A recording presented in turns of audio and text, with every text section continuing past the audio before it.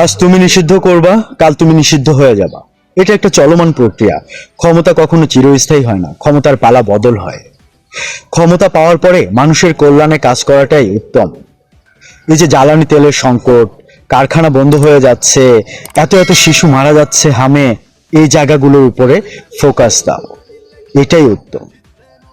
শেখ হাসিনার পতনের পরে যারা গণভবন লুট করেছিল, তখন আমরা দেখেছি কিভাবে চালের বস্তা, কিভাবে হাঁস মুরগি চুরি করে নিয়ে যাচ্ছে। সেই লোকগুলা যদি সংসদে যায়, সংসদে গিয়ে আমাদের জন্য কি করতে পারবে? তারা তো সারাক্ষণ লুটতরাজি করবে। কৃষি কার্ড, ফ্যামিলি কার্ড চাই না, আমরা কৃষি পণ্যের নিশ্চিত বাজার চাই, নইলে আমরা উৎপাদন করব না, সরকারকে আমদানি নির্ভর হতে হবে। আগামী বছরে আমরা উৎপাদন করব না, সরকার যদি পদক্ষেপ না নেয়।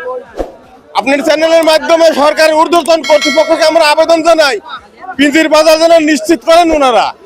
কৃষকদের জন্য একটু পাশে দাঁড়ান, কৃষকদের জন্য ভর্তুকি দেন, বাজারটা যেন নিশ্চিত করেন। আমরা দেখতেছিলাম যত দিন যাচ্ছে বাজার কমে যাচ্ছে, কৃষক তো ক্ষতিগ্রস্ত যাচ্ছে দিন দিন। এটার একটাই কারণ, আমাদের দেশে শুধু আমদানি নির্ভর গভর্নমেন্ট, অফিসাররা টাকা খায় আমদানি। আমাদের দেশে অতিরিক্ত ফসল আছে, কেন রপ্তানি করে না? এখনো পৃথিবীর অনেক দেশে এর থেকে অনেক দাম বেশি, সরকার কেন রপ্তানি করে না? অথবা কেন সরকারি পর্যায়ে সংরক্ষণাগার নাই, কেন সংরক্ষণ করে না? আজকে সর্বোচ্চ বাজারটা কেমন রয়েছে?